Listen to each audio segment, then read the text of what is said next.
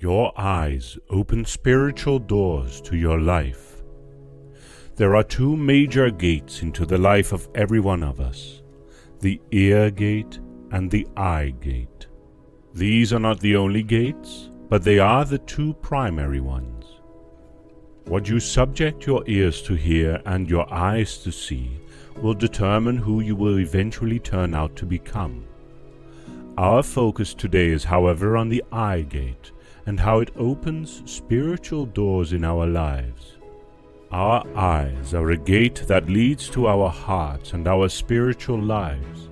They are a gate that leads to our thoughts and our beliefs and actions. The thoughts you constantly think about are because of years and years and decades of what you have been watching, what you have been looking at. What you see largely determines how you think, how your mind is wired. What is the state of your spiritual life? Do you know what this tells me? This tells me that I must be ever so careful what I allow my eyes to see. You have to be so careful as to what you allow your eyes to see. A Christian must be selective over the type of things they watch and listen to. Don't just watch any filth the TV or the internet presents in front of your eyes. Guard your eyes. I am telling you now, if you learn to guide your eyes, you will save yourself from so many bad situations and bad decisions. More seriously is the fact that what we see physically can permeate into our spiritual life and corrupt our spirituality.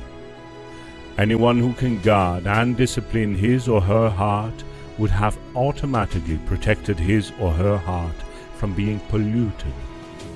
There is an undeniable, unquestionable, unequivocal link to the human eye and the human mind. There is an undeniable, unquestionable, unequivocal link to the human eye and the human heart. You cannot deny this link. The lust of the eyes was what led the fall of man in the Garden of Eden. If Eve had disciplined her eyes, she wouldn't have eaten the forbidden fruit. The Bible says that she saw that the fruit was good for food and desirable to make one wise. The forbidden fruit was not good until she saw it that way. The lust of the eye will make something evil to appear good to a person. There is a great affinity between our eyes and our hearts, and we need to be conscious of that. We see it in the life of David. 2 Samuel 11 verse 2. And it came to pass in an evening tide that David arose from off his bed, and walked upon the roof of the king's house.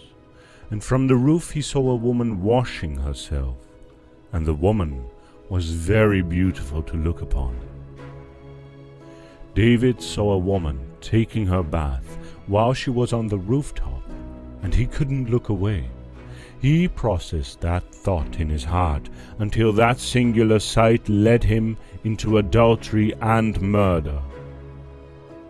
Although David had several wives at that time, the lust of the eye would not allow him to be satisfied with his wives. What was it that Bathsheba had that the wives of David did not possess? But people who cannot discipline themselves on what they watch will eventually end up acting foolish and putting themselves in big troubles. Your eyes can put you in trouble, but before they do, you can stop them. You can stop them. Don't feed your mind with lustfully images. The thing you watch will eventually become thoughts, and those thoughts will become action. If you want to live a holy life, if you want to live a life of righteousness, a life of obeying the commands of God, you cannot allow your eyes to watch whatever they want. As a Christian, you need to set up boundaries for yourself. And if you are a parent, it is your duty, It is your responsibility to set up boundaries for your children. There are so many apps now that allow parental locks. Set them up and protect the mind of your child. Don't allow the internet and TV and the society to raise your children. They are your children. They are your responsibility. You need to be in their business. You need to know what they are watching, who they are hanging around, who they associate with. You have to watch what they look and what they watch, because that influences the way they think, and that will shape their future. And you need to practice what you preach. Don't discipline your children to watch on certain things, but yet you watch all sorts on the TV and internet. Guard your eyes. Protect them.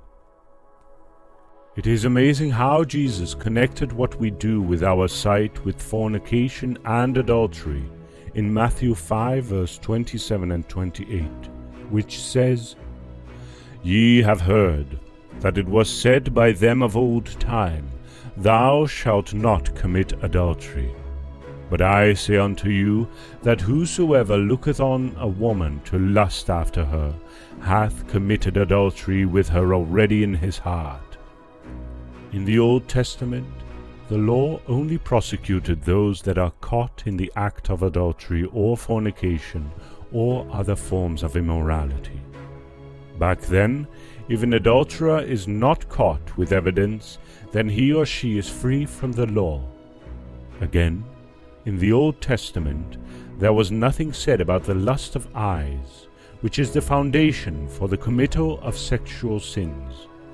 However, Jesus came to repeal this law by saying that a person is not only guilty when he or she indulges in the very act of sexual immorality, but that heaven takes into account the very moment he or she begins to look lustfully at a woman or man, as the case may be.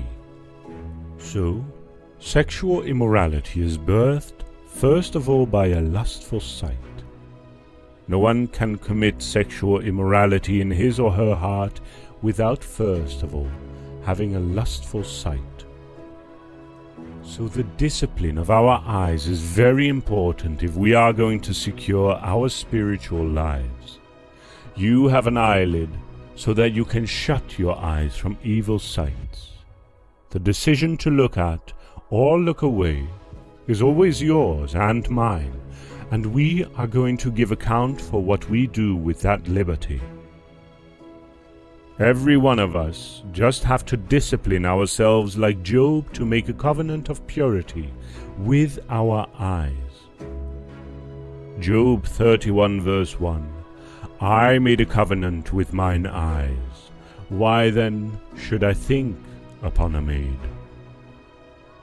Any man that does not adopt the discipline of Job will mess himself up, especially in this extremely corrupt generation. Any woman that does not adopt the discipline of Job will mess herself up, especially in this extremely corrupt generation. Take accountability for your eyes. You are in control. You are in charge. I think we need the discipline of Job in our time more than it was needed in their time. Anywhere you go nowadays, you are just bombarded with the lust of the eyes. Shops, colleges, airports. Both Christian men and women need to discipline their eyes. We must make a covenant with our eyes. Jesus knew what it implies if we have to fight the battle of our sight in order to overcome immoral sins, when he said in Matthew 5 verse 29, "And if thy right eye offend thee, pluck it out, and cast it from thee. For it is profitable for thee that one of thy members should perish, and not thy whole body should be cast into hell." Jesus does not mean that we should blindfold our physical eye. He was referring to the spiritual discipline to which we must place our eyes. Instead of giving pleasure to your eyes by watching pornography videos, it is better to deny your eyes than to have the whole of your body cast into hell. Dear husband, you are only to have eyes for your wife. Dear wife, you are only to have eyes for your husband. If David had satisfied himself with his wives, he wouldn't have brought so much troubles upon his life that he experienced. After fighting a lot of battles, he had no peace in his home because of his lust.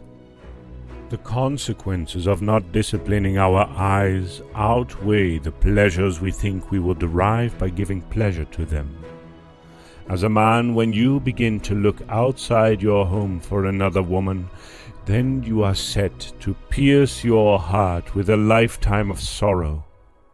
The Bible already establishes that the reward for immorality is wounds and dishonor. We must discipline our eyes before it gets us into trouble.